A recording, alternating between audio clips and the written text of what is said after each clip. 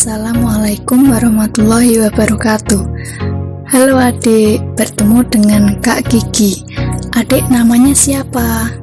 Nama saya Duratun Niam. Kelas berapa, Dek? Kelas 6. Oke, di sini kakak akan memberi pertanyaan-pertanyaan kepada adik seputar materi tentang simbiosis. Apakah sebelumnya adik mengetahui apakah simbiosis itu? Ya, tahu Kak. Itu materiku di kelas 6 kok. Oke. Sebelum itu, aku mau ngasih tahu nih pengertian simbiosis itu apa. Simbiosis sendiri merupakan interaksi biologis antara dua organisme biologis yang berbeda. Jadi, setiap hubungan antara dua makhluk hidup yang hidup bersama adalah simbiosis. Apakah spesies tersebut bermanfaat, berbahaya, atau tidak berpengaruh pada satu sama lain. Simbiosis terbagi menjadi 3 jenis. Adik Niam bisa menyebutkan ketiga itu enggak? Bisa dong Kak. Ada simbiosis mutualisme, simbiosis parasitisme, dan simbiosis komensalisme. Benar sekali. Oke, kalau begitu kakak akan menjelaskan simbiosis yang pertama, yaitu simbiosis mutualisme. Simbiosis mutualisme adalah ketergantungan antara dua makhluk hidup yang saling menguntungkan. Artinya, dalam hubungan kedua organisme ini tidak ada pihak yang dirugikan. Adik Niam, tahu nggak contohnya simbiosis mutualisme?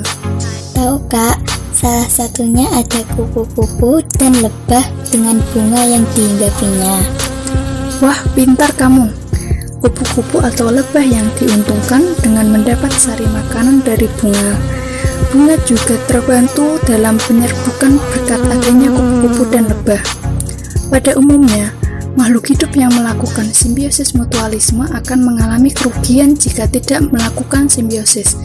Oleh karena itu, kehadiran makhluk hidup lain menjadi begitu penting baginya. Seperti contohnya tadi, jika kupu-kupu tidak hinggap di bunga, maka kupu-kupu tidak mendapatkan sari-sari makanan berupa nektar. Sebaliknya juga, bunga pun tidak bisa melakukan penyerbukan. Selain dengan sesama hewan, ada juga loh simbiosis mutualisme antara manusia dengan bakteri. Apakah adik Niam tahu apa contohnya? Nggak tahu Kak, kasih tahu dong Kak. Oke, jadi yang dimaksud antara bakteri E. coli yang ada di usus besar manusia. Dengan adanya bakteri ini di dalam tubuh manusia dapat mengurangi pertumbuhan bakteri jahat dan mempercepat proses pembusukan di dalam usus besar. Sedangkan bagi bakteri E. coli sendiri mendapat keuntungan karena bisa mendapat sisa-sisa makanan pada usus besar manusia. Oke, simbiosis pertama telah kita bahas. Yang selanjutnya yaitu simbiosis parasitisme. Simbiosis parasitisme adalah interaksi yang terjadi antara makhluk hidup ketika pihak yang satu mendapat keuntungan, namun pihak yang satunya malah dirugikan. Jadi, parasit hidup akan mendapatkan makanan dari inangnya, yaitu tubuh manusia, hewan, ataupun tumbuhan. Tetapi, parasit tersebut tidak memberikan apa-apa kepada inangnya. Nah, sekarang gantian Dek Niam untuk menyebutkan apa sih contoh dari simbiosis parasitisme itu?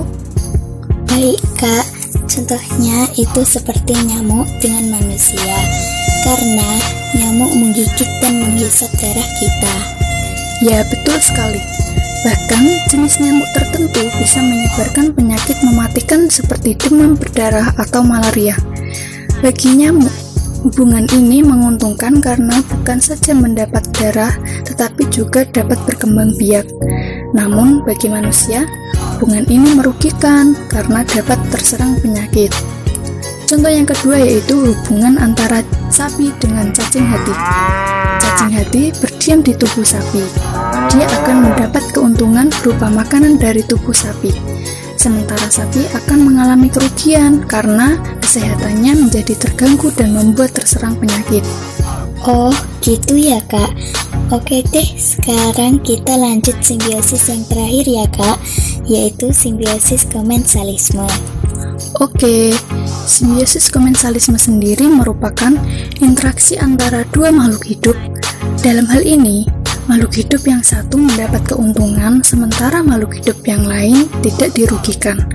Aku tahu Kak contohnya.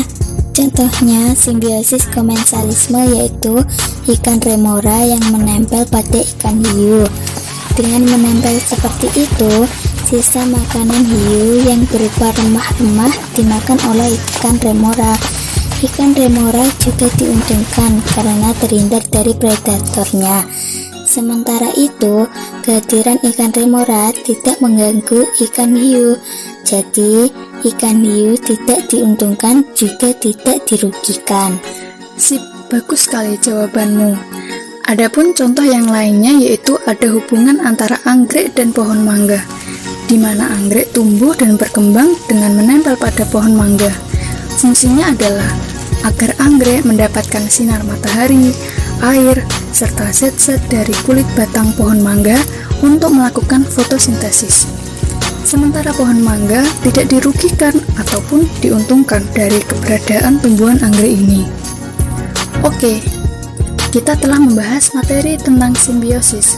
Menurutku, adik Niam sangat pandai saat menjawab pertanyaan-pertanyaan dari kakak. Good job! Tidak hanya itu, adik juga sudah memahami tentang materi tersebut. Terus belajar materi-materi yang lainnya ya, Dek. Iya Kak, terima kasih banyak. Aku juga senang kok menjawab pertanyaan-pertanyaan dari kakak. Baik, pembahasan kita telah selesai. Sampai jumpa kembali dengan Kak Kiki. Wassalamualaikum warahmatullahi wabarakatuh. Thank you.